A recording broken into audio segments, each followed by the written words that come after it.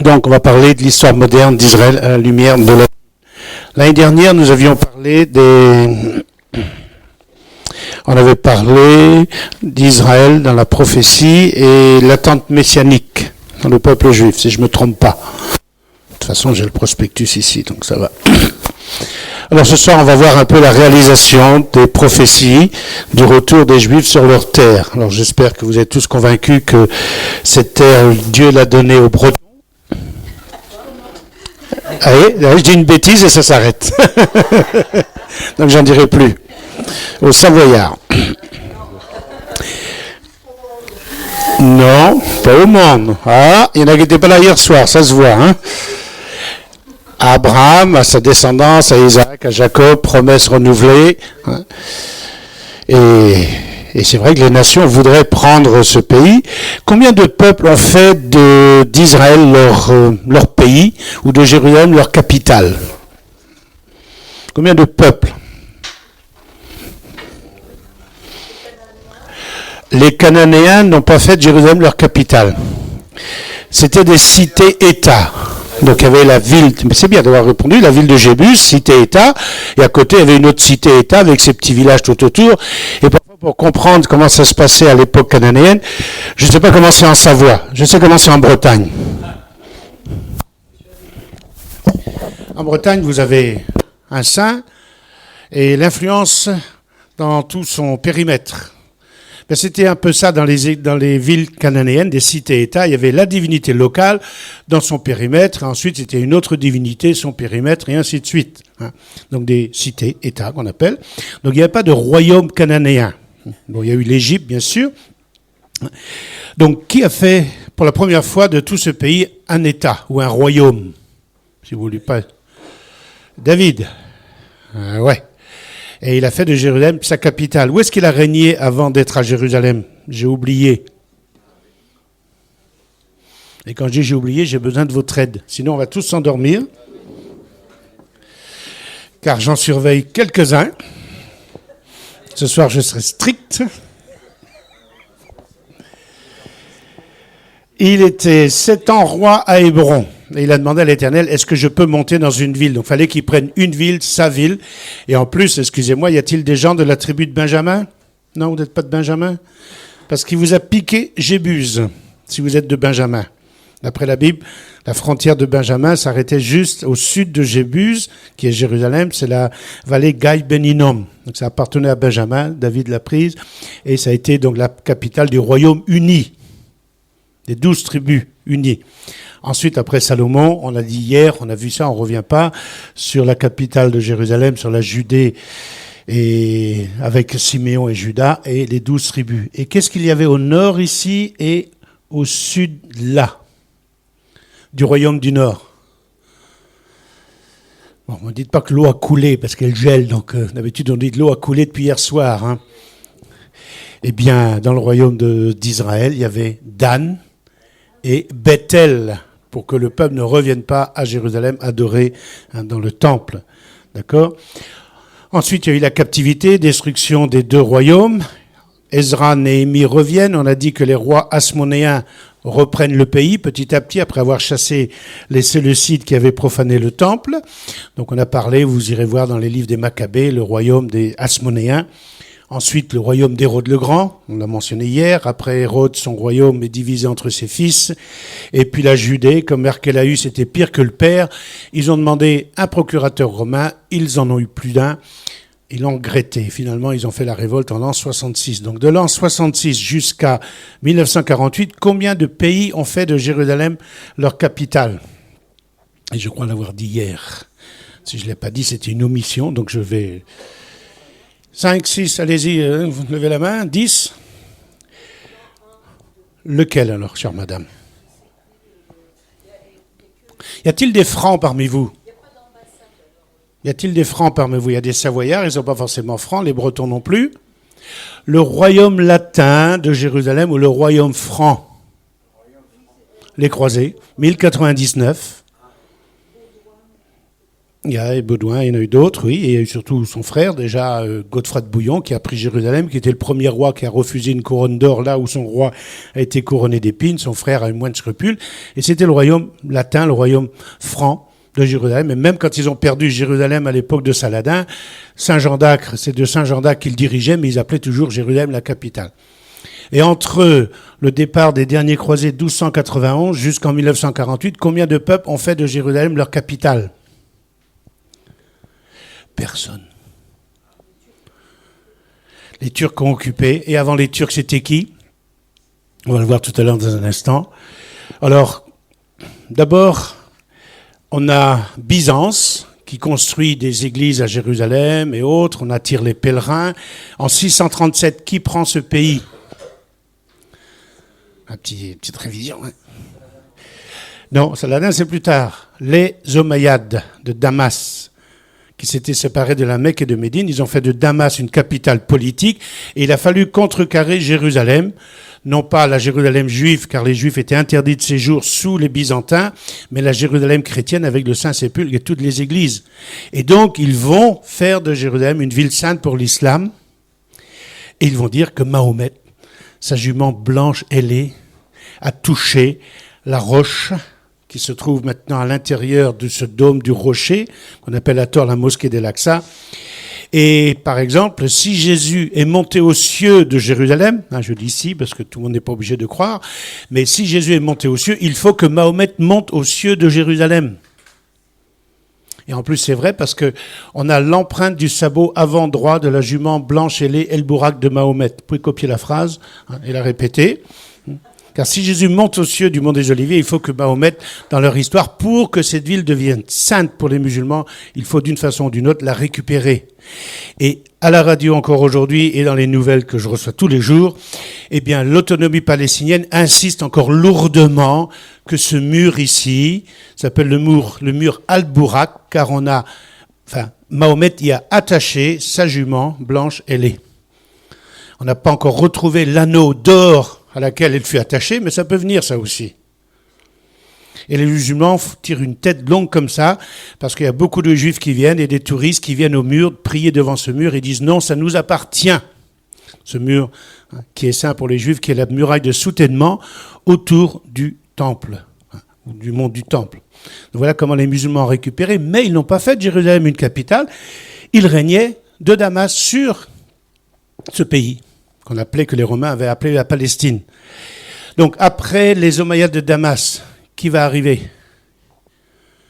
Eh bien, les croisés. On abrège un peu, on ne va pas passer tous les petits peuples qui sont venus. Les croisés qui vont faire de Jérusalem leur capitale. Ensuite, qui a chassé les croisés ? Lesquels ? Ah non, oui, Saladin a chassé les croisés de Jérusalem, mais après, quand Saint-Jean d'Acre est tombé, et même en 1250 et quelques ou 60 et quelques, Césarée maritime va tomber, les villes sur le littoral, citadelle après citadelle seront prises par, Baybars, un mamelouk d'Égypte. Et ces mamelouks, c'était des Mongols qui avaient été vendus par leurs parents, ils avaient 12 ou 13 ans, achetés par les Égyptiens, placés dans les écoles militaires, et ils sont devenus l'élite militaire, ils ont pris le pouvoir en Égypte. Et d'ailleurs, il se peut que Bonaparte ait ramené le dernier Mamelouk chez lui en France. Donc les Mamelouks, Baybars va détruire forteresse après forteresse, et ensuite il y a les derniers combats à Saint-Jean d'Acre. Et les Mamelouks d'Égypte vont embellir Jérusalem, mais ils ont régné sur ce pays à partir du Caire, pas de Jérusalem. Et ensuite viendront les Turcs, 1517. Les murailles ont été reconstruites par, Soliman le Magnifique, mais il régnait sur tout l'empire ottoman d'Istanbul, l'ancienne ville de, il y a 3 noms, Constantinople, Byzance et Istanbul. Tiens, je vais continuer par un petit texte.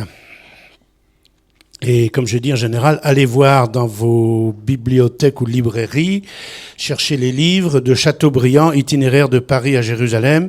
Vous avez aussi Lamartine, vous avez Pierre Loti. Pour ceux qui lisent l'anglais, vous avez Mark Twain, qui a visité ce pays, surtout au 19e siècle, certains au 18e siècle. Ils ont décrit ce qu'ils ont vu. Il n'y avait rien à voir. Il y avait des marécages, il y avait des collines dénudées. C'était la pauvreté suprême. Et quand ils décrivent Jérusalem, quand ils passent dans le quartier juif, ils disent c'est le pire de tous. Mais ils sont là accrochés à leur mur et ils attendent la rédemption. Donc il n'y avait plus rien dans ce pays il y a un siècle et demi. Malgré ce qu'on vous dit, allez voir ces livres qui ont été écrits et puis ils n'ont pas raconté des bêtises, ils ont décrit ce qu'ils ont vu, ce qu'ils avaient sous les yeux. Ils font pas d'éloge pour ce pays. Et ça correspond tout à fait à ce texte. Bon, il est peut-être un peu long, mais c'est pas grave. Dans Ésaïe au chapitre 8, j'entendis la voix du Seigneur disant, qui enverrai-je et qui marchera pour nous? Je répondis, me voici, envoie-moi.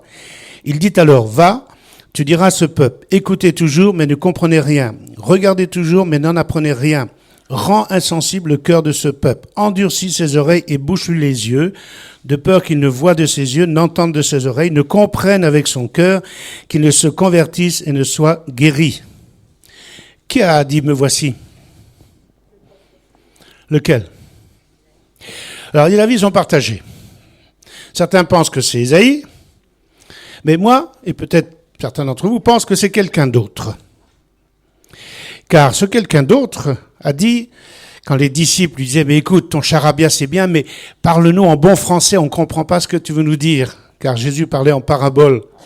Et il a dit, à eux, il n'a pas été donné de comprendre ça, mais à vous, oui. Et il a interprété les paraboles. Donc je pense que pour moi, en tant que chrétien, ça correspond peut-être à Jésus. Et je dis, jusqu'à quand, Seigneur? Et il répondit, jusqu'à ce que la dévastation ait privé les villes d'habitants et les maisons d'êtres humains, que le sol dévasté soit une désolation, jusqu'à ce que l'Éternel ait éloigné les êtres humains et que le pays soit tout à fait abandonné. Et s'il reste encore 1/10 des habitants, il repassera par l'incendie. Mais, là il y a un mais comme le térébinthe et le chêne. Vous avez un térébinthe chez vous? Un chêne certainement. Ouais. Eh bien, c'était ce qui recouvrait toutes les forêts d'Israël sur les montagnes, les chênes verts et les térébinthes. Bon, il y a d'autres arbres, mais ils vivaient en symbiose. Eh bien, ces arbres, contrairement aux arbres plantés par le Fonds national juif, vous savez tous ce que c'est, le KKL, on ne confond pas avec le KKK, c'est différent. Eh bien, eux, ils ont planté pour avoir des forêts. Ils ont planté des pins, des sapins, des cyprès, des conifères et tout ce que vous voulez. Et tout à l'heure, nous verrons une photo de satellite du feu sur le mont Carmel. Et on a eu bien du mal à l'éteindre, ce feu. Eh bien, le chêne vert et les térébinthes, ces arbres, quand vous les coupez, de la souche, renaît un autre arbre. Peut-être pas aussi puissant que l'autre, mais ça repart. Alors j'aime bien cette image qui est donnée dans la Bible, que le peuple d'Israël ne sera pas exterminé, même si il passe par des souffrances, et l'Holocauste, c'est quand même quelque chose d'énorme. Eh bien, ils sont encore là, et il y a l'État d'Israël. Alors je ne dirais pas que l'État d'Israël est construit sur les cendres des Juifs de l'Holocauste, mais les nations, après, ont fait marche arrière et ont permis, on l'a vu hier, on en reparlera tout à l'heure, permis la création de l'État d'Israël. Et s'il fallait le faire aujourd'hui, il n'y aurait pas assez de nations et la France émettrait son peut-être blanc, bulletin blanc, l'Angleterre nul, l'Amérique on ne sait pas.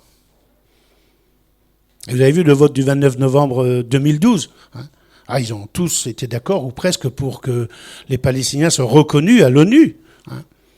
Mais s'il fallait maintenant diviser ce pays en deux pour qu'il y ait un État pour les Juifs, ça passerait pas.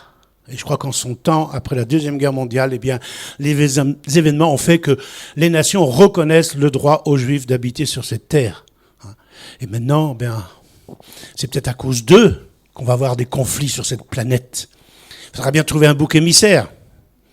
Et Israël est sur la ligne de mire. Alors priez pour ce pays, car il y a beaucoup d'opposition, même dans les églises, concernant Israël. Israël n'est pas parfaite, d'accord. La France l'est, donc elle peut jeter la première pierre. T'as mes lunettes. Donc, comme le chêne vert et le térébinthe conservent leur souche quand ils sont abattus, cette souche donnera une sainte descendance. Donc, dans la Bible, il n'y a pas la Shoah, il n'y a pas l'Holocauste. Et Dieu ne peut pas, car il a fait des promesses, et on l'a vu hier, à Abraham. Son peuple ne peut pas être exterminé. Quoi qu'en fassent les nations, pendant un temps c'était peut-être l'Église, maintenant c'est peut-être les musulmans ou un autre isme. Mais Israël ne peut pas disparaître, car nous chrétiens, c'est ce que dit l'apôtre Paul, nous sommes greffés sur le vrai olivier, mais nous aussi on est perdus. Donc on a intérêt à prier pour eux, déjà pour notre bien-être spirituel, car beaucoup ont dit aujourd'hui c'est le peuple du samedi, demain c'est le peuple du dimanche. Et vous faites partie du peuple du dimanche. Et si Israël craque ou est vaincu, il va redevenir dans le Dar el-Islam. Et la France jusqu'à Poitiers. Saint-Brieuc, c'est juste au-dessus. Vous, ici, je ne sais pas. Par rapport à Poitiers, je ne peux pas vous dire. Non, mais c'est vrai aussi, il y a un conflit spirituel sur ce pays. C'est pas pour les richesses qu'il y a dans ce sous-sol. Jusqu'à présent, on n'a pas trouvé beaucoup de richesses. Il y a un conflit spirituel. Et maintenant que les Juifs rentrent chez eux, bien si la Bible dit vrai, l'autre aussi doit se déchaîner contre ce peuple. Et même exciter les chrétiens, s'il le faut, contre ce peuple. Alors je ne sais pas où vous en êtes, mais c'est bien d'avoir cette réunion ce soir pour se laisser interpeller. Je ne veux pas vous forcer mes idées ou autres. Mais... Et puis, alors pour ceux qui n'avaient pas copié tout à l'heure, je le remettrai à la fin de la séance. Tout à l'heure, pour ceux qui voudraient avoir les voyages, donc Marie-Margerie. Et elle a, je ne sais pas quel âge, Marie. Elle a bien 75 et plus, j'ose pas dire son âge. Elle est même partie maintenant en Israël pour 15 jours pour travailler avec Tsahal, pour faire du volontariat à l'armée israélienne. Vous étiez avec elle? Ouais. Alors elle est repartie, là, je ne sais pas si elle est pas... Non, il ne faut pas le dire, mais elle va bien.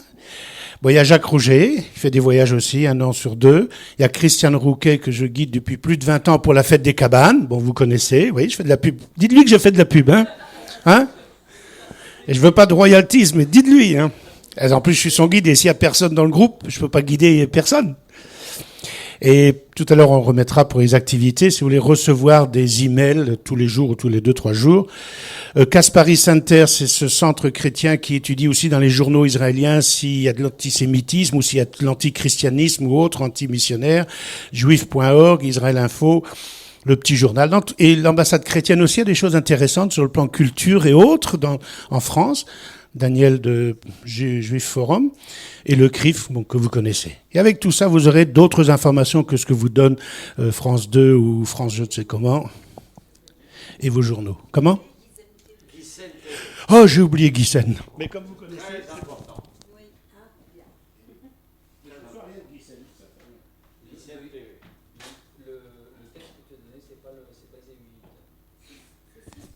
C'est Isaïe 6. Et j'ai dit? Oh là là, à partir du verset 8, ça m'arrive de me tromper. Mais c'est bien, c'est une preuve que tout le monde ne dort pas encore. Nation, écoutez la parole de l'Éternel et publiez-la dans les îles lointaines. Alors j'aime bien ce texte. Quelle est l'île la plus proche d'ici?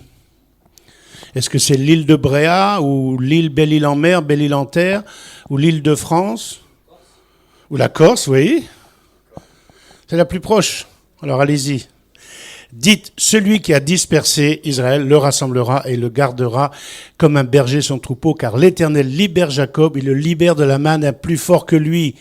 Notez la référence, ou vous l'aurez sur le PowerPoint, Jérémie 31. Et Jérémie 31 également, donc 31, on l'a mentionné hier, bon c'est là où il y a je fais une Brit Hadasha, une nouvelle alliance, nous on croit que c'est dans Jésus, mais il est dit, on plantera des vignes sur les collines de Samarie. Et c'est pas à vous que je disais hier soir qu'avec une journée dans cette région avec un bus blindé, et oui, bus blindé, j'avais des adventistes, et à 9h du matin, la première visite, c'était un chai. Et les adventistes, en général, ne boivent pas de vin. Alors j'ai bien rigolé, mais c'était intéressant. On a été voir un chai, et la Bible nous dit, on plantera encore des vignes sur les montagnes de Samarie, dans les colonies, ou dans les implantations, ou dans les villages juifs de Judée-Samarie. Alors maintenant, est-ce que toutes ces prophéties doivent s'accomplir ou s'accomplissent aujourd'hui? C'est à vous de réfléchir, de demander au Seigneur. Ou est-ce qu'on doit attendre 1000 ans, ou 100 ans, ou un siècle, 2 siècles? Est-ce que dans 2 siècles, la Terre tournera rond comme elle tourne là? Pour un peu qu'une météorite la déplace? Ou qu'il y ait encore comme en Russie? Ou que quelqu'un appuie sur le bouton rouge et tout saute? Alors, je ne veux pas non plus être dans un état catastrophique ou eschatologique ou de fin des temps, mais c'est sûr qu'on est sur une poudrière. Et peut-être que le retour des Juifs, c'est pas non plus par hasard qu'ils rentrent maintenant, car si on doit attendre un siècle, ils pourront peut-être plus rentrer. Enfin, moi, c'est ma position. Là, la photo, on ne voit pas très bien. C'est le bassin méditerranéen avec en bleu. Ce sont les anciennes synagogues, des ruines de synagogues qui ont été trouvées dans tout le bassin méditerranéen. Et j'ai aussi une conférence sur la diaspora. la diaspora de la Babylone, mais aussi de l'autre diaspora après Babylone et après le deuxième temple. Et vous vous souvenez que l'apôtre Paul voulait même aller en Gaule, avant que les Francs ne soient en Gaule. Il voulait aller en Espagne. Ça aurait été bien si dans le livre des Actes, c'était marqué qu'il est allé à Marseille, ou sous un autre nom. Ouais. Donc il y avait déjà des Juifs, même en Gaule, avant que certaines de nos peuplades arrivent. Et sachez quand même qu'en France, au XIIIe siècle, 2 fois les Juifs ont été chassés. Et d'Angleterre également. Alors voilà les différents pays, les présences donc étrangères en Israël. C'est ce qu'on a énuméré tout à l'heure. Donc vous avez ça sur le PowerPoint. Donc les Turcs, l'Empire ottoman. Ils avaient bien commencé, mais ils ont fini par dévaliser tout le bassin méditerranéen. Et ils n'ont laissé que désolation derrière eux. Et puis finalement aussi, quand viendra la locomotive, et quand viendront les Anglais, eh bien, les Bédouins vont se déplacer des déserts, et le si peu d'herbe qui restait, eh bien, ce sera brouté par les chèvres. Un Bédouin, c'est un nomade, c'est un marchand, ce n'est pas un agriculteur, donc il ne sait pas planter un arbre. Et la locomotive, eh bien, quand elle commençait à apparaître dans le pays, il a fallu aller jusqu'à 20-30 kilomètres des voies pour chercher des arbres, pour en faire du charbon de bois. Et tout ça, les feux à l'époque romaine, byzantine et croisée et autres, eh bien, personne n'a pensé à replanter des forêts et c'était devenu un immense désert. Et ces forêts où il y avait des ours et des lions et autres, ces collines étaient dénudées. Et si un jour vous allez sur Internet, tapez David Roberts, en 1830 et quelques, je crois qu'il vient d'Angleterre, il a visité tous ces pays, et l'Égypte et autres, et il a fait des gravures, il a fait des croquis, ces petits dessins, et ils sont très bien. Et il nous montre des paysages dénudés. Il nous montre Bethléem, Nazareth, c'est 2-3 maisons, une église ou un minaret, et rien autour. Et Jérusalem, c'est pareil. Donc c'est intéressant, ces croquis qui ont été faits, non pas dans un but pour dire ceci et cela, il a montré par ses croquis, et les autres par leurs belles plumes, ce qu'était devenu ce pays, un immense désert, comme ce texte nous le dit. Et vous voyez, la diaspora juive, on l'a mentionné hier, et souvenez-vous que pendant cette diaspora, hier on avait vu ça aussi, il existait des juifs en Eretz Israël. Il y a même une famille juive, et je ne me rappelle pas de son nom, qui prétend dans Pékin, dans un petit village arabe, d'avoir toujours existé dans ce village. Et peut-être que les derniers sont en train de mourir, mais ils disent que nous, depuis 2000 ans, notre famille a toujours vécu là-bas. Qu'est-ce qui a été écrit, cher monsieur, à Tibériade? Je ne vous dis pas le siècle. Bon, je vais vous dire, le 2e siècle de notre ère et le 5e siècle de notre ère. Ah non, Flavius Joseph, c'était... Non.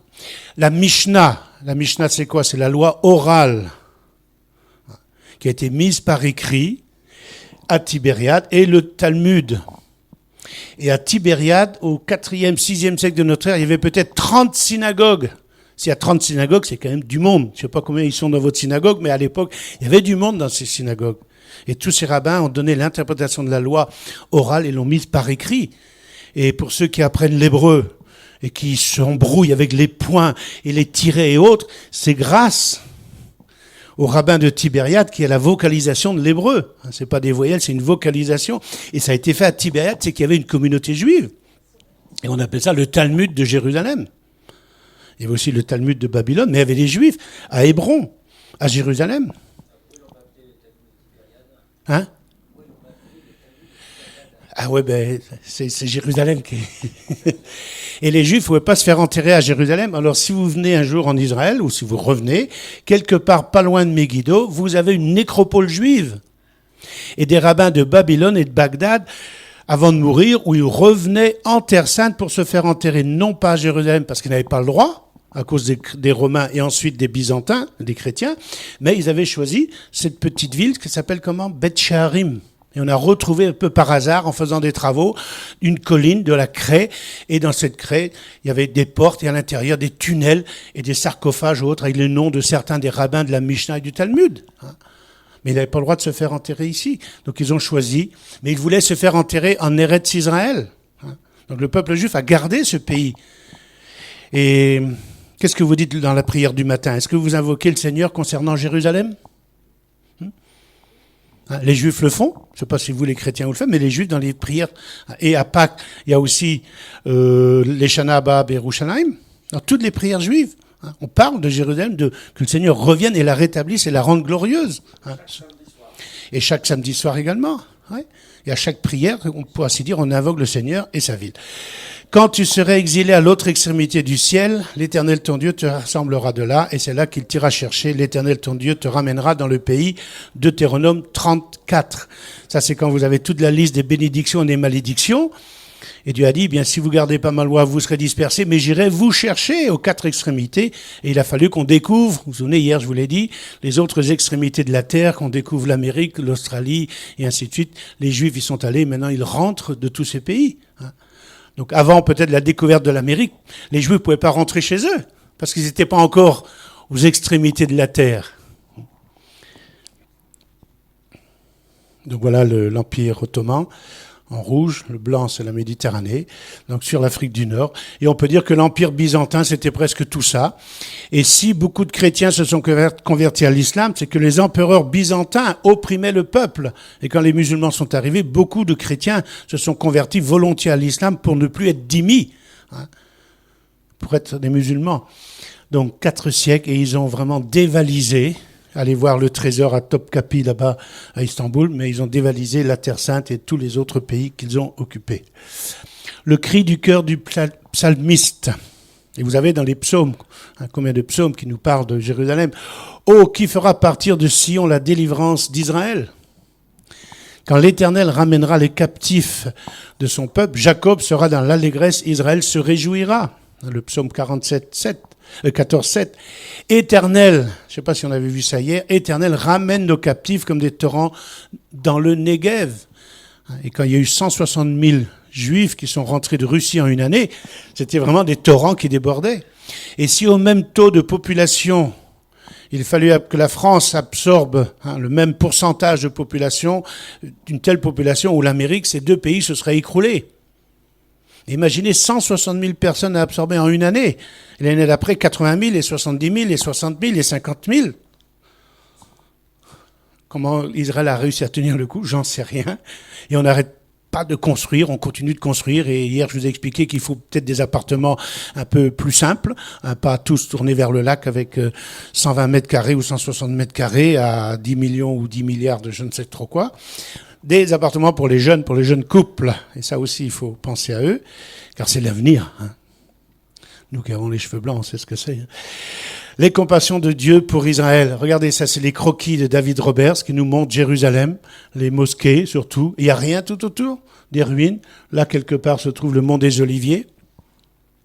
Si on disait, l'Éternel m'a abandonné, le Seigneur m'a oublié, c'était aussi dans les textes de l'année dernière. Une femme oublie-t-elle son nourrisson ? Ça arrive, et on ne peut pas faire de reproches. Moi, je ne t'oublierai pas. Voici, je t'ai gravé sur mes mains. Maintenant, on peut interpréter comme on veut, je t'ai gravé sur mes mains. Moi, j'ai ma petite idée là-dessus, je ne vous la partagerai pas, c'est à vous de voir par vous-même. Tes murs sont toujours devant mes yeux. Vous avez encore le mur des lamentations, qu'on appelle le mur occidental.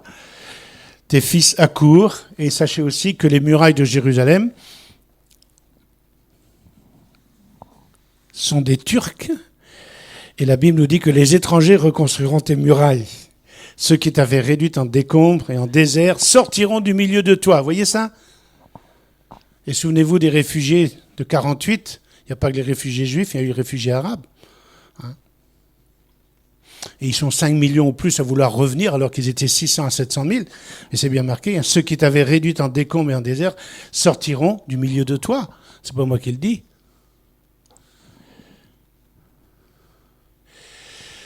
Oh, c'est quoi ça ? Ah, c'est un cimetière. Ah ouais, tiens. Il n'y a pas de fleurs, c'est bizarre. Mais il y a des cailloux. Oui, il y a des pierres, et puis il y a des cailloux, je dis, des petits cailloux. Le fameux cimetière du mont des Oliviers qui a été profané par la Légion jordanienne et par les Arabes de 48 à 67. Il n'est pas resté une tombe intacte, pour ainsi dire. Et tout ce cimetière est en rénovation, c'est un immense chantier. Voici, j'ouvrirai vos sépulcres, mon peuple, et je vous ramènerai dans le pays d'Israël. Et c'est Dieu qui parle. Et aussi, dans une prophétie, je ne l'ai pas en tête, il est dit, j'enverrai des chasseurs et j'enverrai des pêcheurs. Ou j'enverrai des pêcheurs, j'irai vous pêcher et j'enverrai des chasseurs. Peut-être que les nazis et d'autres ont fait partie de ces chasseurs. Mais quand il y a eu des pogroms en Russie, c'est pas tellement le chemin de la Terre Sainte que les Juifs ont pris, c'est le chemin de la belle pomme qui est en train de pourrir. Vous vous souvenez, hier j'ai mentionné. Et c'était marqué sur une période de 20 ans, plus de 300 000 ou 600 000 Juifs de Russie et autres se sont rendus aux États-Unis. Et au total, sur 30 ans, 40 ans, il y a eu 3 millions. Et ce sont les Juifs américains qui ont aidé les Juifs de Russie à s'américaniser. Imaginez, vous venez de Russie, de vos villages russes, avec votre tenue vestimentaire de l'époque, et vous débarquez à New York. Ben, il faut vite changer de vêtements, et vite s'adapter, et vite apprendre l'anglais ou l'américain, et faire partie des meubles, pour pas qu'il y ait des persécutions.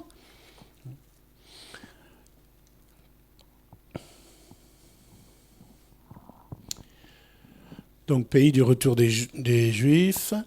Alors en ce jour, le Seigneur étendra une seconde fois. La première fois, c'est peut-être le retour de la captivité de Babylone, mais ici, la deuxième fois, c'est après la destruction du deuxième temple.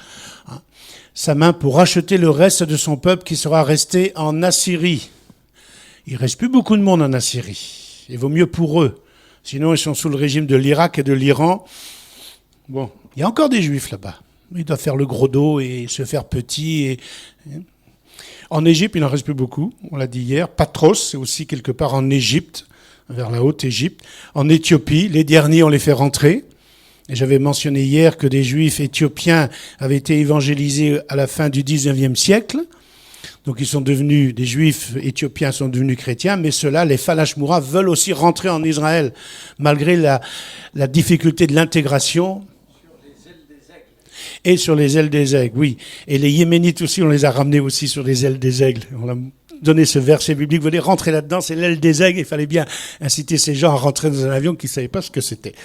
Donc vous avez vu d'où ils viennent, et c'est tout le Proche et le Moyen-Orient, l'Égypte, l'Éthiopie, et puis le Yémen. Il reste encore quelques Juifs au Yémen, et croyez-moi que leurs conditions de vie sont pas...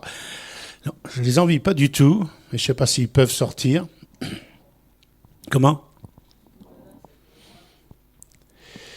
Et voilà encore des gravures de David Roberts. Regardez, il n'y a pas grand-chose sur ces collines. Montagne d'Israël, donc de 1835. Et vous, montagne d'Israël, vous pousserez vos rameaux et vous porterez vos fruits pour mon peuple d'Israël. C'est un texte que je lis et je même demande à mes touristes de répéter avec moi comme une prière et comme une prophétie. Et vous, montagne d'Israël, quand nous sommes en Galilée, quand on traverse toute cette Galilée, il y a encore des collines dénudées, mais on prophétise ce texte. Et les villes seront reconstruites et les collines seront reboisées et je vous ferai plus de bien qu'autrefois. Et il est dit, on l'a dit hier, et vous serez à l'étroit. Et Israël va peut-être un jour être à l'étroit. Voilà encore une autre gravure de David Roberts.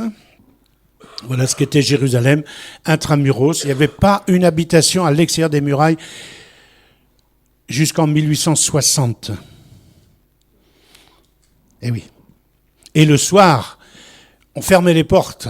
Et tant pis pour vous si vous arriviez avec votre âne ou votre chameau et votre marchandise après la fermeture des portes. Elles restaient fermées. Il y avait des maraudeurs, il y avait des bédouins et c'était un coupe-gorge. Voici, je ramène les captifs des tentes de Jacob, j'ai compassion de ces demeures. La ville sera rebâtie sur ses ruines. Comment dit-on sur ses ruines en hébreu, chère madame? Al, c'est sur Tila, sur son tel.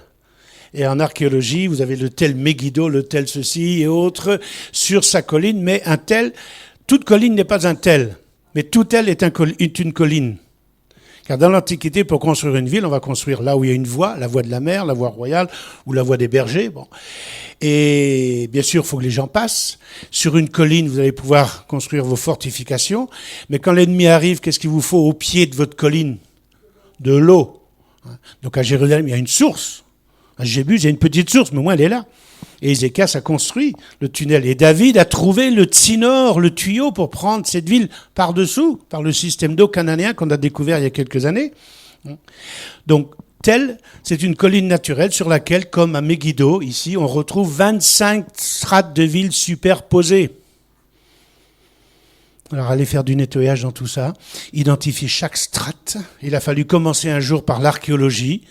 Et c'est un certain Petrie, un Anglais, qui a découvert, bien sûr, que sur ces strates, on retrouve des poteries. En analysant les poteries, on va pouvoir reconnaître telle strate, telle poterie, telle civilisation et les relations internationales ou autres d'un pays à un autre. Chacun amène sa poterie, il n'y avait pas encore les pièces de monnaie. Après, ce sera plus facile d'identifier la destruction. On va retrouver toujours un magot. Il y a toujours un magot qui traîne quelque part. Dans une poterie, il y a toujours des pièces d'or ou d'argent. Mais quand il n'y a que des poteries, ou parfois que des inscriptions, il faut déchiffrer. Ça aussi, ça a été un travail assez ardu des archéologues, à partir de Bonaparte, de faire des fouilles et d'identifier tous ces sites anciens. Donc il y a eu les catholiques, il y a eu les protestants, bien sûr les juifs maintenant sont... Alors, reconstruites sur ces ruines, et effectivement, à Jérusalem, dans le quartier juif, vous descendez sous les nouvelles maisons, vous avez le musée ici, à l'époque du deuxième temple, les maisons des prêtres, le quartier hérodien, vous avez là la muraille des Échias, du premier temple, et autres, reconstruites sur ces ruines. Donc on a des musées, mais en dessous. Et quelque part, la malédiction de 48, la destruction du quartier juif de Jérusalem par les Arabes, les Jordaniens, en 48, est devenue une bénédiction, car en 67, quand Israël ou Jérusalem a été unifié, eh bien, toutes ces vieilles maisons, on va les raser et faire des fouilles archéologiques avant de reconstruire. Et donc, ça a permis aussi de prouver aux Juifs, vous voyez, on sort de là, ça c'est la muraille des Échias, et c'est marqué dans notre texte. Dans le leur, là-bas, c'est pas marqué. Et croyez-moi que les musulmans, de plus en plus, essaient de dire au monde que les Juifs n'ont aucun droit sur cette terre, même pas de droit historique, rien du tout, et qu'ils n'avaient pas de temple à Jérusalem. C'est-à-dire que l'Ancien Testament ou la Bible, les Juifs, foutre à la poubelle, le Nouveau Testament c'est faux, Flavius Joseph c'est faux, tous les écrits des Romains, parce qu'ils ont aussi l'histoire des Romains, des uns des autres, et de Pompée et tout ça c'est faux. Il n'y a que eux, dans le Coran, qui ont la vérité. Mais ça va loin. Et ils disent qu'à Jérusalem, les Juifs, depuis le temps qu'ils cherchent, mais laissez-moi chercher sur le mont du Temple, je vais trouver les fondations du Temple. Et bien sûr que le Waqf musulman ne permet pas aux Juifs de gratter, même avec l'ongle du petit doigt. Donc elle sera reconstruite sur ces ruines, et aujourd'hui, Jérusalem fait plus de 200 km² avec 800 000 habitants. Bon, vous me direz, par rapport à Annecy, non, par rapport à New York, c'est peu. Mais c'est déjà pas mal pour nous. Et il y a quand même 8 millions d'habitants sur 21 000 km², c'est énorme. Et regardez encore des gravures, le nom de cet artiste va apparaître dans les murs des Lamentations. Il y avait un petit couloir. Bien, les musulmans maintenant revendiquent encore ce mur. Et je vous ai dit hier, qui voulait la destruction des Juifs de l'Orient? Le cheikh Amin al-Husseini, l'oncle d'Arafat. Et c'est lui le premier qui dira dans les années 29 et 36, quand il y a eu les émeutes arabes, que ce mur est saint pour les Arabes et non pour les Juifs. Et s'il pouvait le récupérer, il le ferait. Et ça, c'est les soubassements, ou le mur de soutènement autour du mont du Temple. Le Temple était au-dessus, mais tout autour. Et le mont du Temple avait été agrandi et élargi par Hérode le Grand. Des travaux qui ont duré plus de 40 ans. Et ils disent non, c'est un mur de leur mosquée à eux, enfin de tout ce qu'on a. Tu te lèveras, tu auras pitié, et c'est Dieu qui parle, et c'est lui qui va se lever, car tes serviteurs en aiment les pierres. Excusez, j'ai voulu mettre de la couleur, mais ça sort pas toujours. Ils en chérissent la poussière, le psaume 102, 14, 15. Il y a certaines couleurs, il faudra que j'évite de les mettre. Et voilà un petit croquis, c'était pas encore l'âge de la photo, qui s'appelle comment?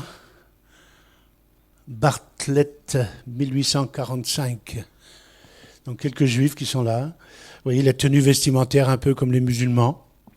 Et c'est les juifs qui habitaient à Jérusalem, qui étaient là pour préserver les lieux saints, prier, intercéder, vivre dans la pauvreté, dans le jeûne et tout ce qu'on veut.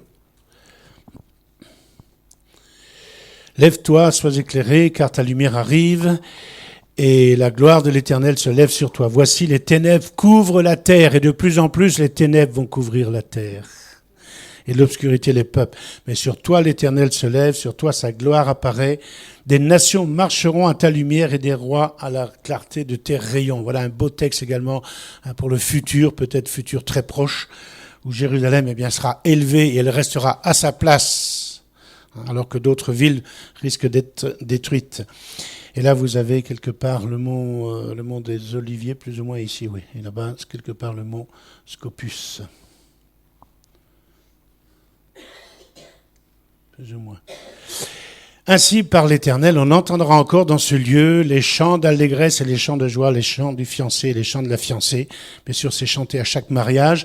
Et ici, ce garçon qui met les phylactères pour la première fois, qui porte la Torah, qui va faire la lecture de la Torah, fait sa bar mitzvah. C'est un Khatan Katan au mur occidental. Donc le fameux mur qu'on voyait tout à l'heure. Et allez là-bas pendant les 3 fêtes de pèlerinage. Eh bien, vous aurez la bénédiction des Kohanim. Parfois, il y a 30, 40 000, 50 000 juifs qui viennent recevoir la bénédiction des prêtres à Jérusalem. Mais avant que tout ceci ne se réalise, regardez par où il a peut-être fallu passer. Et j'ai commencé simplement ici en 1646. Je vous fais grâce de l'Inquisition d'Espagne. Je vous fais grâce aussi des faux messies. D'ailleurs, en 1660 et quelques, il y a eu le faux messie Shabbatai Tzvi qui avait essayé de ramener les Juifs en Israël. Massacre des Juifs en Pologne par les Cosaques, conduits par, si vous arrivez à le prononcer, moi pas, Chmelski, oui. Août 1819, début des émeutes en Bavière qui se propagent en Allemagne. Violence antisémite à Odessa, 1821, 1859, 1875. Des pogroms, vous connaissez tous le mot pogrom. Si vous ne le savez pas, vous allez voir la définition, est d'origine russe.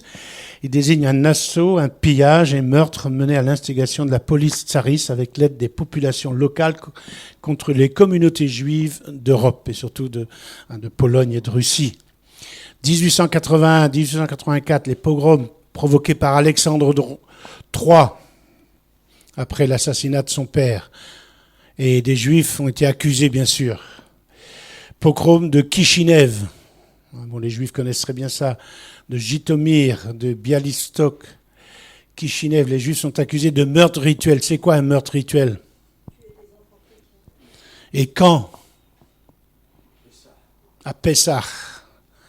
Alors, vous voyez, le comble du comble. Les chrétiens accusent les juifs pour pétrir leur matzot, de tuer des enfants chrétiens, de se servir du sang des chrétiens pour pétrir les matzot. Alors moi, si je vous prêche ça, dimanche prochain, ici, je ne serai pas là, eh bien, qu'est-ce qu'on va faire? Je vais vous endoctriner et vous allez me suivre et faire une descente dans la communauté juive, on va faire un pogrom, hein? Et c'est ce qui s'est passé. Les meurtres rituels étant d'autres choses. Et voilà comment on enseignait la haine, hein, se servant de la Bible, même des textes bibliques contre les Juifs. Alors si les Juifs ne veulent pas de notre Jésus, moi je les comprends. Hein. Eh oui, parce que là, au nom de Jésus, ils ont été persécutés, alors que Jésus, son évangile, c'est pas un évangile de guerre. Hein. Il a dit, celui qui prend l'épée périra par l'épée. Voilà, regardez, après la révolution russe d'octobre, 6 000 morts ont été recensés dans les pogroms anti-juifs en Russie. Là, je ne sais pas. Je ne peux pas connaître tous les massacres. J'ai mis les principaux. Vous irez voir sur Internet, Catine. Alors, la double conséquence de ce pogrom, l'émigration massive, 600 000 juifs au cours des 20 dernières années du 19e siècle vers les États-Unis, essentiellement. Mais d'autres vont créer le fameux mouvement sioniste, la première alia, et ensuite il y aura la deuxième alia. Et c'est là que commencent, on peut dire, les bases de l'État d'Israël d'aujourd'hui. La première immigration, l'alia, c'est là à l'autre, c'est monter les champs des montées, les champs des degrés. On monte en Israël, on fait son alia, et la première alia, 1880-1903. Ensuite, la deuxième, et on va voir ça maintenant, c'est les fondations de l'État d'Israël qu'on va voir. Vous avez tous entendu parler de Sir Moses Montefiore. Et il avait une longue vie, celui-ci, hein. Ça fait combien, ça? 101 ans. Pour l'époque, c'est bien. Et il est monté au moins 5 fois à Jérusalem, et la dernière fois, il est monté avec son carrosse. Et il y a une quinzaine d'années, je ne sais pas qui a fait cela, on avait l'original, il a été détruit. Heureusement qu'on avait suffisamment de photos et autres, on a pu le reconstituer avec ce qu'on a pu récupérer des flammes. Et il a son petit moulin, on va le voir tout à l'heure, et le petit moulin, il doit tourner maintenant. Il a été rénové, et quelle est la date? Enfin, ils l'ont inauguré en novembre ou en octobre, mais il doit le mettre en fonction maintenant. Ils lui ont mis des ailes, le petit moulin de Montefiore. Et c'est lui qui, le premier, va construire un quartier à l'extérieur des murailles de Jérusalem par la porte de Jaffa. Voilà le fameux moulin. Bon, ça, ce ne sont pas les ailes. Il faudra que je prenne les nouvelles ailes du moulin. Et bien sûr qu'il a eu le droit d'avoir une lyre SR Lirot, 10 lyres israélites. Alors, quand je suis arrivé en Israël, on avait la lyre. Mais comme la tirelire était un peu défoncée, on a eu la nouvelle lyre. Enfin, on a eu le shekel. Et comme on a eu 300 ou 400% d'inflation, on a le nouveau shekel. Donc, si vous avez des billets comme ça, gardez-les. Dans 100 ans, ils auront de la valeur. Mais pour l'instant, ils n'en ont plus. Donc le fameux moulin, et tout autour, il y a le premier quartier, qui est un quartier d'artistes, de Yémin Moshe. Premier quartier à l'extérieur des murailles. Ensuite, les chrétiens vont faire la même chose par la Porte Neuve, faire une brèche dans la muraille, construire la Porte Neuve, l'hôpital Saint-Louis, Notre-Dame de France, qui est Notre-Dame de Jérusalem. Les Russes vont construire aussi, les tsars russes, un quartier russe à Jérusalem. Et puis les Arabes, par la porte de Damas, vont aussi sortir à l'extérieur des murailles. Et voilà la ville qui commence de se développer. Et à l'époque, on ne parlait pas de la vieille ville, de la nouvelle ville, de Jérusalem-Est, de Jérusalem-Ouest. On parlait de Jérusalem, intramuros, un point, c'est tout. Aujourd'hui, la vieille ville, avec ses 4 quartiers, la nouvelle ville, les Juifs à l'ouest, les Arabes à l'est, et la ligne verte qui coupait Jérusalem. Petar Tikva. Quelqu'un est allé une fois à Petar Tikva? À côté. Et où ça, à côté? Dans l'armée. Alors, je vais me rendre à Petar Tikva en bus. On fera juste traverser la ville. On va essayer de trouver les vieux quartiers, les premiers quartiers de Petar Tikva avec Jacques Roger. Et avec lui, cette année, on va faire des kibboutz surtout, mais il veut passer aussi à Petar Tikva, qui est le premier village moderne de cette immigration, et même presque avant la première immigration. Aujourd'hui, elle ne fait que 35 km², bon, pas beaucoup. Population 184 200 habitants. Ouverture vers l'espoir est une ville d'Israël dans le district central, nord-est de Tel Aviv. Petar Tikva, c'est quelque part par ici. Mais à côté de Petar Tikva, il y a les sources d'une rivière qui ne fait que 15 ou 17 km de long. C'est le Yarkon. Il y a aussi une agence, Yarkon. Et c'est une des rues le long sur le littoral méditerranéen. Et quand ils ont construit ce petit village, qu'on appelle la mer des implantations, juive en terre d'Israël, ils ont fait venir un médecin de Jérusalem, ou un docteur, qui est dû venir avec sa mule ou son âne, ou son cheval, s'il était riche. Ils ont dit, qu'est-ce que vous pensez de ce village qu'on construit ici?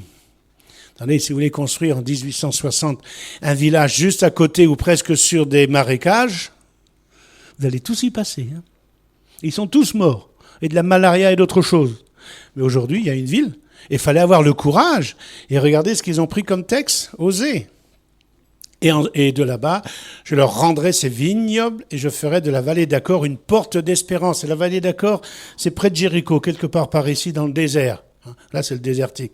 Et là, elle répondra comme au temps de sa jeunesse. Lisez Oser. C'est très intéressant, cette relation d'amour entre Dieu et son peuple. Très, très bien. Et ils avaient au départ l'intention de s'établir dans la vallée d'Accor. Alors là, il n'aurait pas eu le problème de moustiques et autres, et de malaria, tout ce que vous voulez.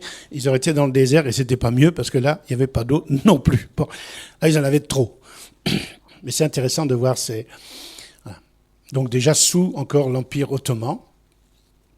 Donc première vague d'immigration. Bon, ce sont des jeunes, mais les jeunes, comme tout le monde, s'ils ne meurent pas jeunes, ils vont vieillir. Regardez ces jeunes-là, hein? Alors, Bilou, c'est l'acronyme du verset biblique. Alors, maison de Jacob, allons et marchons. Ésaïe 2,5.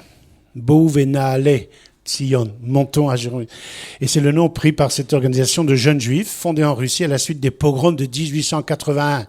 Donc, c'est là que beaucoup de choses vont se passer. Le désir de rentrer en Eretz Israël. Les autres partent en Amérique, mais certains disent non, on va en Eretz Israël. Et c'était sous les Turcs et c'était pas évident. Pour avoir le droit de construire une mosquée, pas une mosquée, une synagogue ou même un bâtiment, c'était pas évident. Et alors ce groupement, cette organisation appelait un réveil national du peuple juif en terre d'Israël. Ce sont les membres du Bilou qui ont formé la première vague d'immigration, la première Alia. Mais ils n'avaient pas beaucoup de sous. Et quand vous arrivez de Russie ou d'ailleurs, avec le peu d'argent que vous avez en poche, il va falloir acheter de la terre. Et c'était sous les Turcs. Et les propriétaires terriens se trouvaient parfois au Liban, à Damas, au Caire. Et ils seront aidés par qui? On va y arriver. Regardez, les leaders de la première Alia, Léon Pinsker, bien sûr les Juifs connaissent, activiste sioniste, écrivain et médecin, auteur de la brochure Auto-émancipation. On va aussi s'émanciper des chrétiens et des tsars et autres. Et on va vouloir être un pays ou un peuple comme un autre. Un des leaders de l'organisation, les Amants de Sion, donc les revêvets de Sion, et il préside avec Moïse Ilemboum à l'organisation des Amants de Sion jusqu'en 1889. Donc il a fallu des gens comme lui, des penseurs et autres, pour développer ce sionisme moderne. Et bien sûr, ils n'avaient pas d'argent, donc ils vont faire appel à certaines familles qui avaient des sous dans leurs coffres forts, dans les banques, et tant mieux. Et eux, ils avaient commencé comment, les Rothschild, déjà? Ils ont commencé, ils n'étaient pas qu'est-ce qu'ils faisaient comme métier, les parents, là? Ils n'étaient pas chiffonniers au départ ou autre? Eh bien, le baron Edmond Jacques Benjamin de Rothschild, de la branche française, va construire les chais. Et si vous allez, d'ailleurs avec Jacques aussi, le premier jour, on va aller ici, là, à Zikron Yaakov. Zikaron, ça veut dire le souvenir. Hein? Et voilà, Marie-Zone y est allée aussi. Et c'est bien de voir ces vieux bâtiments. Bon, c'est peut-être pas si bon, le vin n'est peut-être pas si bon que ces chais modernes, mais moi j'aime bien aller à Zikron Yaakov. Le village est magnifique, les maisons ont été préservées, maisons de 1880, première synagogue et autres. Alors, créé en 1882 par Edmond Jacques Benjamin de Rothschild, et ses quartiers généraux se trouvent à Rishon LeZion. Il a construit ici, au sud de Tel Aviv, qui n'existait pas, un petit village, Rishon LeZion, le premier à Sion. Et ce petit village de Rishon LeZion fait bientôt 300 000 habitants. C'est que Zikron Yaakov reste un tout petit village sympathique, qui grandit pas trop vite, et c'est très bien. L'autre, ça fait la banlieue de Tel Aviv, c'est pas joli. Mais enfin, production de vin, liqueurs, jus de fruits, d'huile d'olive, revenus, 65 millions de dollars, c'est pas beaucoup, mais vous pouvez toujours commander du vin par Internet si ça vous intéresse. Ah oui, il faut faire la réclame. Un autre village, qui n'est pas allé à Metula? Metula, je l'ai mentionné hier, tout au nord, ici. Et avec les touristes, d'ailleurs, le gouvernement et la municipalité ont aménagé un endroit près des nouveaux quartiers, face au Liban, où on surplombe un peu le village, où on peut voir le Liban et prier pour le Liban. Regardez les premières maisons. À côté, en hiver et au printemps, on peut faire une belle balade au Tanour, à la cascade. Et là, je suis sûr que ça doit couler comme ça maintenant. Et c'est le trop-plein de l'eau du Liban qui va rejoindre le lac de Tibériade. Donc, situé juste à la frontière israélo-libanaise, terre achetée avec l'aide du baron Edmond Jacques de Rothschild. Premier habitants, 80 familles, venaient principalement de Russie. Et en 2003, le village comportait 1400 habitants. Mais c'est bien, vous êtes là. Mais ici, c'est presque la barrière, pas de sécurité, mais la frontière. Là, vous voyez le mont Hermon. Bon, on voit pas trop bien la neige là, mais et juste à côté, vous avez les barbelés et les Libanais de l'autre côté. Et le Hezbollah qui se cache. Et de temps en temps, quand on va pas à Metula, on va dans un kibboutz juste au-dessus. Et la frontière israélo-libanaise passe sur le bord du kibboutz. Ils ont aménagé un emplacement pour qu'on puisse voir ce qui se passe de l'autre côté. Et bien sûr, on en profite pour prier et autres. Mais on voyait il y a quelques années encore le drapeau du Hezbollah, juste de l'autre côté, à 100 mètres ou 200 mètres. Il faut parler qu'à Metula, il y a une grande agence de news qui s'appelle Metula News. News, oui. Voilà, vous l'avez dit. Donc, branchez-vous sur Metula News. Hein. J'ai visité une fois là. Je ne sais même plus s'ils sont encore là-bas. Si, ils sont encore, parce qu'il y a longtemps que je ne suis pas allé, mais j'avais visité une fois, Metula News, oui. Donc en première ligne, voir ce qui se passe. Et c'est un très beau petit village également, des vieilles maisons de 1880 et quelques. Alors tout ça par le... Mais il y a eu des problèmes avec les ouvriers du baron qui venaient de France et ses pionniers dans le pays. Les ouvriers ont voulu être les maîtres et ça crée quelques problèmes. Maintenant en France, l'affaire Dreyfus. Explosion de haine entre les Dreyfusards et les anti-Dreyfusards, et je me rappelle qu'à l'école, on avait appris ça. Je ne comprenais pas l'ampleur de ce problème, on en parlait, mais bon. Conséquence, Theodor Herzl, impressionné par l'affaire, va préconiser un État pour les Juifs au lieu de l'assimilation, car ce Juif de Vienne, d'une belle famille, aurait dû faire du droit ou de la médecine. Il a préféré écrire des pamphlets et être journaliste, et pour sa Gazette de Vienne, il fut dépêché à Paris pour le procès de Dreyfus. Et Dreyfus... Eh bien, c'était un juif assimilé. Il était français avant d'être juif. Un petit capitaine. Il aurait pu être général. Il était capitaine, c'est déjà bien. Hein, tout le monde n'a pas été capitaine. Et ses copains l'ont accusé de haute trahison et d'avoir vendu des secrets militaires français à l'Allemagne. Et la France a été déchirée pour cette affaire. Et lui, qui aimait aussi la culture française, et les autres qui aimaient la culture allemande, eh bien, ils ont compris que même si on veut être allemand avant d'être juif ou français avant d'être juif, pour ces bons Allemands et bons Français, on restera un juif. Et le problème de minorité, même si on s'assimile, pour eux, on restera des juifs. Donc il faut quitter, il faut trouver une terre. Et sous la pression des Britanniques, il était prêt à accepter l'Ouganda. Ça, c'est un autre problème. Mais finalement, il a choisi quand même le sionisme, le retour à Sion sur la terre des pères. Et souvent, les Juifs ne le mentionnent pas, mais il y a eu aussi un pasteur, le pasteur Eschler, qui lui a montré sa Bible. Il a dit, écoute, tu as un pays là-bas, il y a des prophéties, c'est là que tu dois retourner, c'est pas en Afrique ou ailleurs. Ils avaient même préconisé de créer quelque chose en attendant en Argentine. C'est pour ça qu'il y a beaucoup de Juifs qui sont en Argentine. Et finalement, eh bien, donc voilà le petit journal et autres, vous avez vu tout ça, hein. Donc vous connaissez ces photos de... Et où est-ce qu'il a été en prison? Au Bagne? À Cayenne. Voilà. Moi, je suis allé une fois à Cayenne pendant une semaine pour des conférences. J'ai pas eu l'occasion d'aller là, dans l'île où il était. C'est une île. Et donc, Theodor Herzl, eh bien, va décider, lui, de créer le sionisme moderne. Vous connaissez tous ça. Et où est-ce qu'il a fait son premier congrès? À Bâle? Ah bon? Bâle, Switzerland? Et oui, à Bâle. Et il a tenu à ce que tous ces représentants de la communauté juive mondiale soient en queue de pie et qu'ils montrent aux autres et qu'ils peuvent se montrer à eux-mêmes qu'on est capable de prendre notre destinée en main. Ah, là, il a fait fort là-bas. Regardez, le 29 août, s'ouvrait à Bâle le premier congrès sioniste sous la direction de Theodor Herzl. Lors de cette première grande rencontre internationale juive médiatisée, il avait compris aussi qu'il fallait médiatiser le coup. Pas faire ça dans son petit coin à Bâle, dans un bel hôtel, il faut que ce soit médiatisé. Et donc, première rencontre depuis de nombreux siècles, 208 délégués juifs venus des pays emplirent la salle et tous en queue de pie et puis tenue solennelle. Et là, il a écrit le soir en rentrant chez lui, aujourd'hui j'ai écrit l'État juif. Et il leur a dit, si vous le voulez bien, dans 5 ans ou dans 50 ans, ce ne sera pas une Haggadah, vous aurez un État. Et c'était en 1897, mais comme je ne suis pas très bon en mathématiques, 1947, ça fait combien ça? 50. Eh oui. C'est bien. Au moins,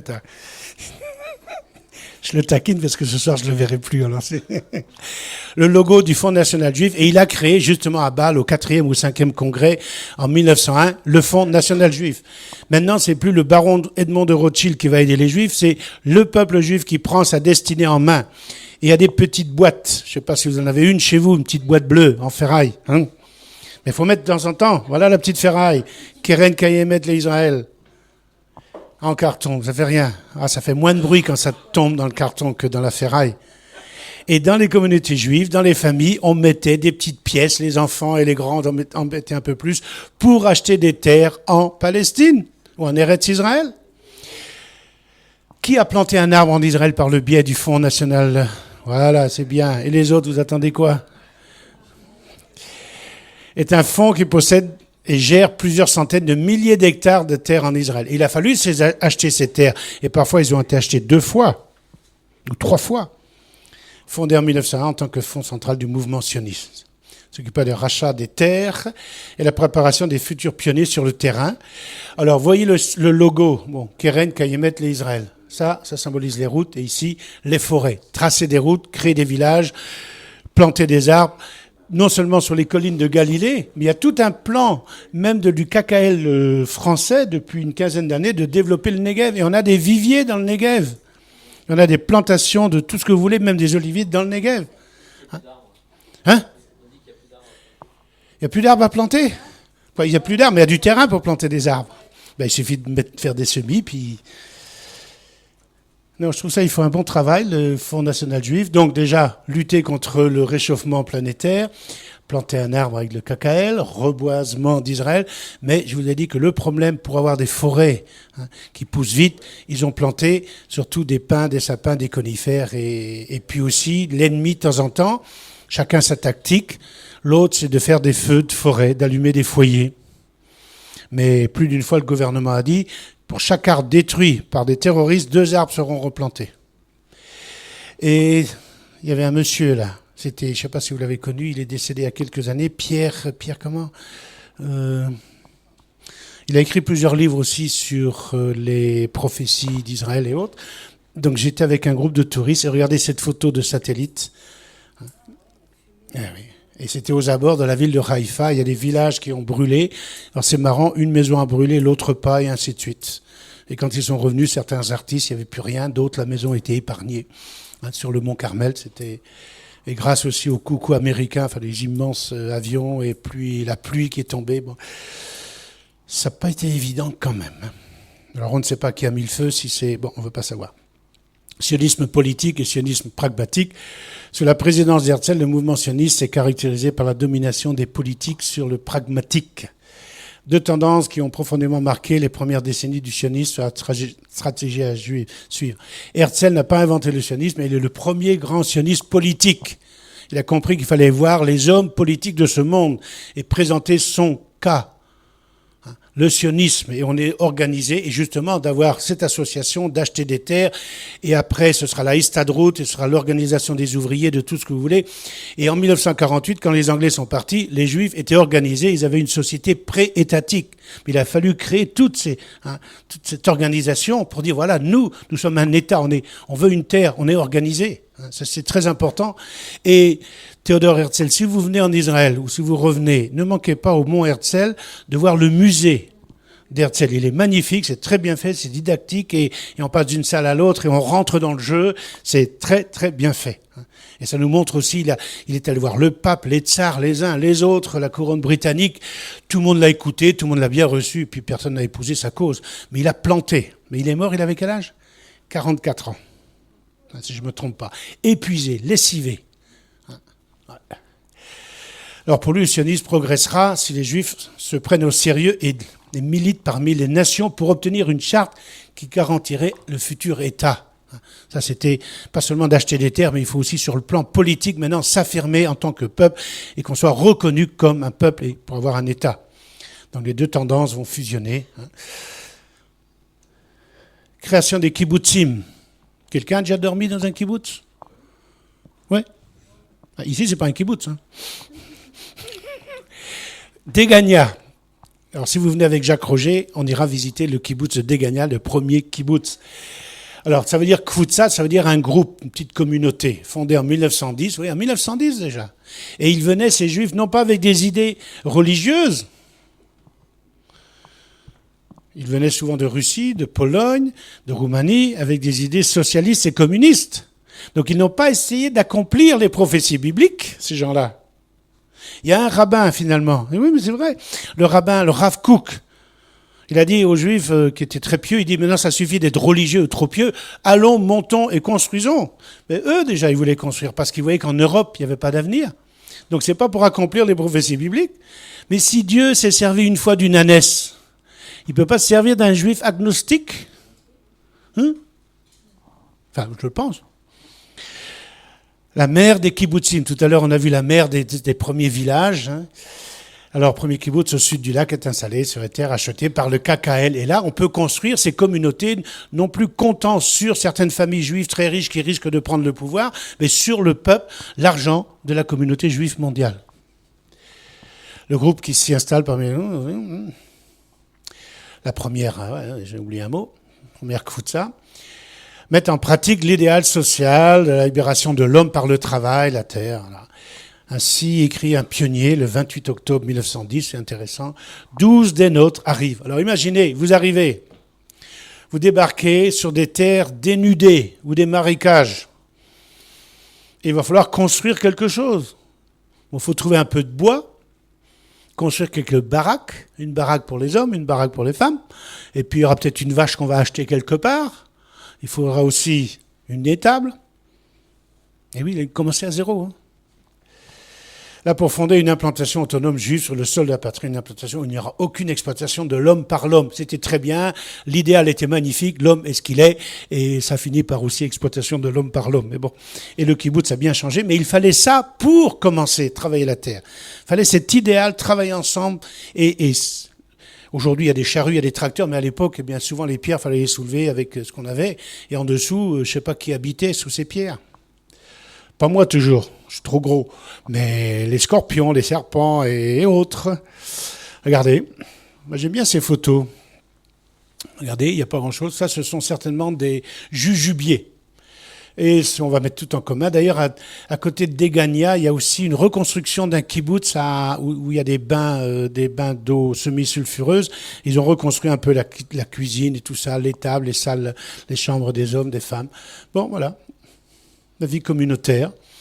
Donc, premier alia. Alors, certains juifs ont voulu travailler la terre et d'autres, ils ont voulu construire autre chose. Donc, vous voyez, le kibbutz Degania Aleph. Et 20 ans plus tard, ou à peine 10 ans plus tard, ils étaient trop nombreux. Alors imaginez que là, nous sommes les 12 du premier kibbutz, et on se retrouve 10 ans plus tard à 30 ou 40. On est trop nombreux, on va se séparer. Ils n'avaient pas l'idée d'avoir des kibbutz de 300 membres, 400 membres, 600 membres. 600 membres, il faut gérer. 10 membres, 20 membres, 30 membres, pas un problème. Et puis au départ, c'était des jeunes de 18, 20 ans avec leur idéal. Et puis les enfants sont arrivés, ils se demandent même comment. Il n'y avait pas d'habitation pour les enfants, il n'y avait pas de chambre pour les enfants. Mais il a fallu qu'une mère s'occupe des enfants, des nourrissons. Et c'est là qu'ils ont créé les crèches. Et puis il a fallu inventer au fur et à mesure. Et puis ça grandit. Et puis voilà, on a commencé à construire en dur. Et puis traire les vaches à la main. Maintenant, il n'y a plus besoin de traire les vaches à la main. Et comme on a 2000 ans de retard pour les traites des vaches, les vaches font les 3-8, comme certains infirmiers d'ailleurs.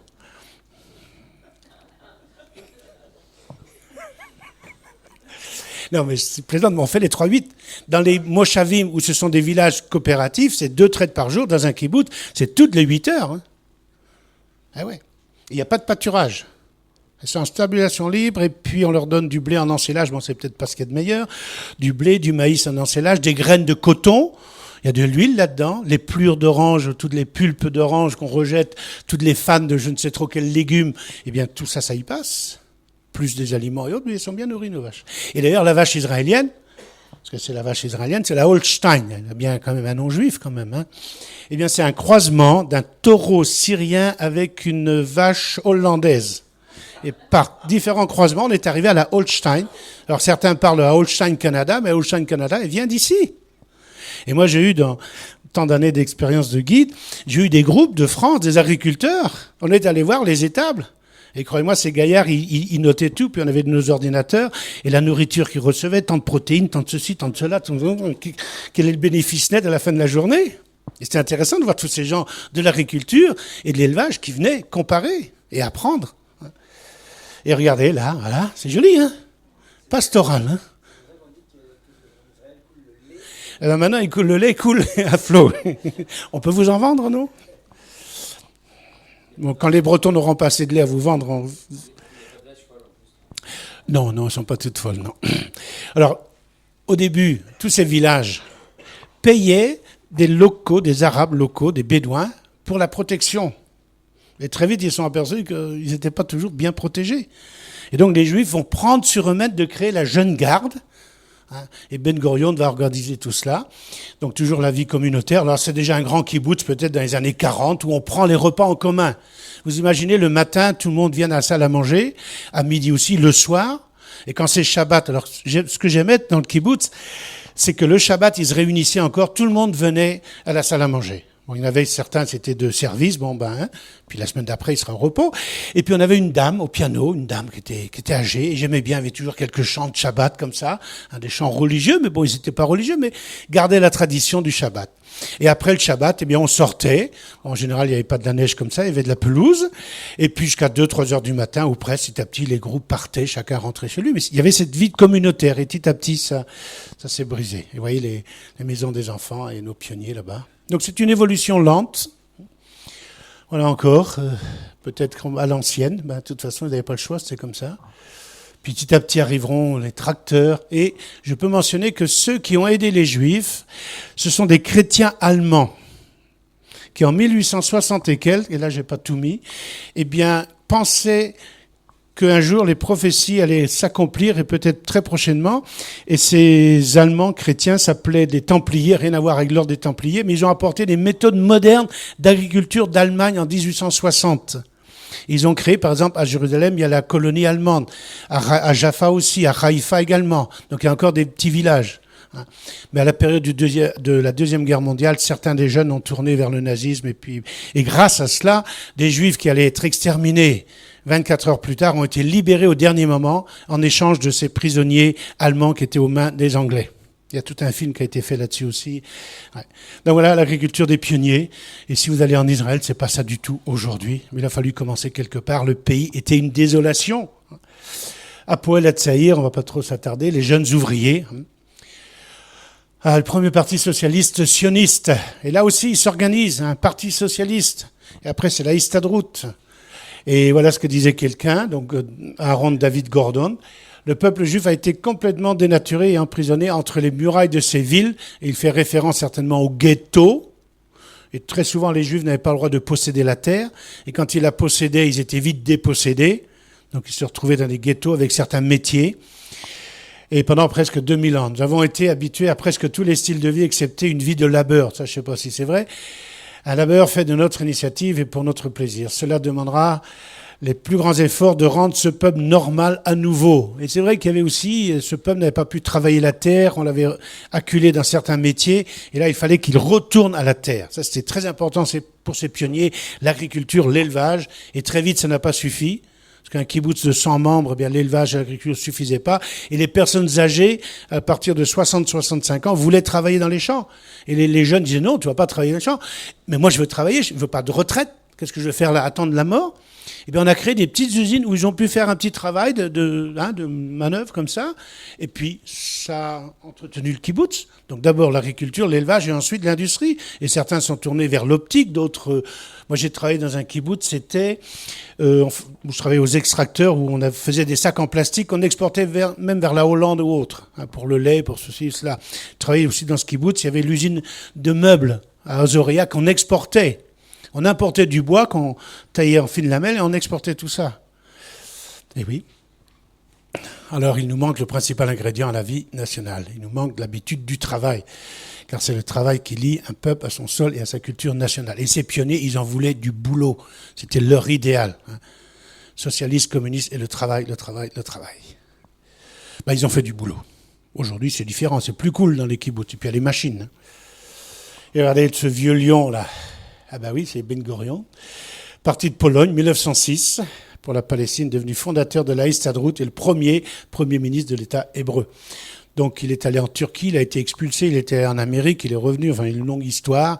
Et quand vous allez à sa maison, là-bas, dans le kibbutz, eh bien, vous pouvez avoir toute sa bibliographie. C'est quoi cet attroupement-là? Ah bon, c'est Tel Aviv? Voilà Tel Aviv. 1909, des dunes de sable à l'extérieur de Jaffa. Ça vous plaît, ça? Et heureusement qu'une photo a été prise. En 1909, la deuxième alia, eux voulaient vivre dans un village non pas agricole, mais autre chose. Et ils ont trouvé des coquillages, 60, même 120, et puis apparemment, ils auraient écrit les noms des parcelles et le nom des familles, puis on a joint telle parcelle à telle famille, puis voilà. Après, il y a eu un petit kiosque, et ensuite, dans la rue, le boulevard Rothschild, en 1948, Ben Gurion a déclaré l'indépendance. Là aussi, il fallait avoir la foi, il fallait avoir un idéal, sur ces dunes de sable. Et regardez, en avril, la première semaine, c'est le photographe Abraham Susskind qui allait immortaliser la fondation de ce qui viendra la première ville hébraïque au monde. Bon, elle est un peu permissive, cette ville aussi. Alors, une noble assemblée de 60, peut-être 70 personnes. Voilà, tirage au sort. Et voilà le petit kiosque et les premières maisons qui vont sortir de terre. Et puis un petit château d'eau. Il ne reste plus grand-chose de cela. Mais quand on va à Tel Aviv, c'est bien de s'arrêter là, au début du boulevard Rothschild. Rentrer peut-être dans la maison du premier maire, où a été proclamée l'indépendance. Bon, ils sont en train de rénover le musée. Et j'ai mis Beersheva, capturé le 31 octobre par la cavalerie légère australienne. Et Allenby est arrivé par là. Ensuite, il est monté à Jérusalem. Donc, on passe des Turcs lentement aux Britanniques. Hier, on a mentionné comment dirais-je, tiens, on va le revoir, presque le même. Donc, l'entrée du général Allenby à Jérusalem. Il aurait pu rentrer par la grande porte qui est là. Et cette ouverture avait été faite pour que, avec son carrosse, Guillaume II, empereur de Prusse, rentre à Jérusalem. Mais lui, Allenby, il a fait un petit montage. Monsieur, on est Allenby, on n'est pas n'importe qui, on prend Jérusalem. Et bien, par la petite porte de Jaffa, Vous voyez, ils rentrent avec la foule et autres. Et ici, c'est à l'intérieur. Donc, les caméras étaient là où les photographes allaient immortaliser l'entrée des Britanniques à Jérusalem. Et on se souvient qu'en 1917, le Lord, Balfour, avait écrit une lettre, ou le gouvernement, par le Lord Balfour, avait donné une lettre au Lord Rothschild, reconnaissant aux Juifs un foyer national juif en Palestine. Donc, on accélère. Hier, on a vu ce partage, le plan du partage. Donc, après les émeutes en 1929, 36 et autres, les Anglais divisent la Palestine. Donc, les Juifs n'ont plus le droit de rentrer en Transjordanie, mais seulement en Cisjordanie. Et pendant la Deuxième Guerre mondiale, le quota était limité. Et quand le quota était dépassé, c'était des immigrants illégaux récupérés sur les plages ici et déportés à Chypre. Et ça même après la Deuxième Guerre mondiale. Et vous voyez, la population, on l'avait vu ça hier, donc je continue. La Histadrut, il faut obligé de la mentionner, organisation syndicale des ouvriers, fondée par le Poel Hatzaïr et les Ardout Avoda. Donc, et ils vont fusionner, et maintenant ça va former le parti, mais ils avaient même des partis politiques, le Mapai. Ils se sont organisés petit à petit, et du jour au lendemain, ils avaient un État. Et toutes les institutions étaient en place. Et ils avaient, j'ai même pas mentionné, je devrais le faire parce qu'il y a des infirmières et des infirmiers, je devrais mentionner les femmes pionnières qui ont créé Hadassah. Ah oui, tiens, ce serait un truc à rajouter aussi, ça, l'hôpital Hadassah. Eh oui. Vous êtes allé déjà à l'hôpital Hadassah, vous avez vu les vitraux de Chagall là-bas, hein, dans la synagogue qui est des profondeurs, je crie vers toi. Et les Moshavim. Donc les villages coopératifs sont des villages couplés avec une coopérative à fonctions multiples. Alors coopérative classique se concentre souvent sur ses fonctions, production des biens, production sociale, vente de marchandises, prix réduit, mise à disposition du matériel agricole. Mais un moshav regroupe toutes ces fonctions au sein d'une petite communauté de type villageois. Donc c'est un village. Hein. C'est pas seulement une coopérative où chacun vient, mais c'est tout le village qui fait partie normalement de la coopérative. C'est-à-dire, moi, alors je veux pas vivre dans un kibboutz, je veux pas vivre cette vie communautaire où on partage tout. Au début, on partageait même les pantalons, les shorts, parce que bon, puis si la taille était trop grande, on mettait pas une ceinture, une ficelle pour ceux qui avaient une ficelle, sinon les autres se débrouillaient. Mais certains ont voulu travailler la terre, mais être chez eux. Alors maintenant, pour créer un moshav, c'était simple. On va voir l'allée centrale ici. Hein. De chaque côté, vous avez la maison. Derrière, vous avez une parcelle de terrain. Et si vous avez un hectare ou un demi-hectare de terrain, c'est bien d'avoir un tracteur, mais vous n'allez pas vous en servir tous les jours. Donc la coopérative va acheter le matériel agricole et les engrais. Et vous allez, suivant ce que vous cultivez ou autre, vous allez acheter ou emprunter le matériel agricole, les produits nécessaires, et vous vendez votre récolte au moshav. Vous n'allez pas sur les marchés, c'est le moshav qui s'en occupe. Et en fonction de ce que vous avez acheté à la coopérative et ce que vous leur avez apporté, vous avez des bénéfices ou une perte. Et dans les moshav, les gens avaient aussi une petite étable, 20-25 vaches laitières. Et là, il n'y a que 2 traites, car c'est une famille, c'est une exploitation familiale. Donc différente des kibbutz, mais ceux qui voulaient vivre, travailler la terre, devaient s'organiser de cette façon. Bon, maintenant, il y a des coopératives partout, mais chez nous, elles étaient un peu différentes. Et en 1986, près de 150 000 Israéliens vivaient et travaillaient dans 448 moshavim. Et les kibbutz, si je ne me rappelle plus, ça doit être 270 kibbutz. On va voir peut-être des chiffres tout à l'heure. Donc tout ça, c'est la fondation de l'État d'Israël, pas forcément avec des juifs pratiquants, mais il y a des juifs qui ont dit, moi je suis pratiquant, je veux vivre dans un kibbutz. Et ils ont créé un organisme de kibbutz religieux. Et avec Jacques, on ira voir le kibbutz Lavi, qui est au-dessus du lac du Tibériade ici, qui est un kibbutz religieux. Et tout est cachère et il respecte la loi de la terre, tout comme la Bible le dit. Et dans les moshavim, il y a des moshavim qui sont que des juifs religieux qui habitent. Et regardez celui-ci, le premier moshav, et c'est là qu'a grandi Moshe Dayan. Donc construit en 1921. Donc d'abord les kibbutz, ensuite ce genre d'exploitation agricole. Et en 2003, il existait 452 moshavim, 3% de la population, contre 1,8% pour les kibbutzim. Et les kibbutzim tendent maintenant à la privatisation. Ceux qui ont vécu 30 ans dans la même petite maison, ils considèrent que c'est à eux. Donc il y a tout un changement dans le kibbutz. Avant, rien ne vous appartenait, mais vous étiez là, donc vous étiez membre, c'est à vous, on ne va pas vous chasser de chez vous. Mais maintenant, si vous êtes resté 30 ans ou plus dans la même maison, elle vous appartient, si vous n'avez fait que 10 années, ben vous allez peut-être payer une compensation de temps de milliers de shekels ou autre. Et celui-ci est un peu bizarre, regardez, ça part comme en cercle. Alors au centre, vous avez tout ce qui est de la coopérative, l'école et autres. Si le moshav est assez grand, il y a une école. Ensuite, les habitations et l'exploitation tout autour. Mais la plupart du temps, c'est à peu près une rue au centre et de chaque côté les maisons et autres. Mais bon. Et ça, c'est dans la vallée de Yisraël. Et ça, c'était un immense marécage il y a plus de 100 ans. Pour ceux qui ont visité.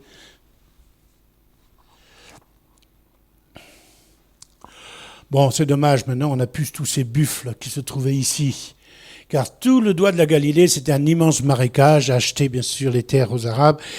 Et le gouvernement israélien, bon, les pionniers ont assaini partiellement, mais le gouvernement a eu un plan d'assainissement de cette région et on a détruit un ancien lac, le lac du Roulet, mais on a refait une sorte un grand lac pour l'habitat d'oiseaux migrateurs et d'oiseaux qui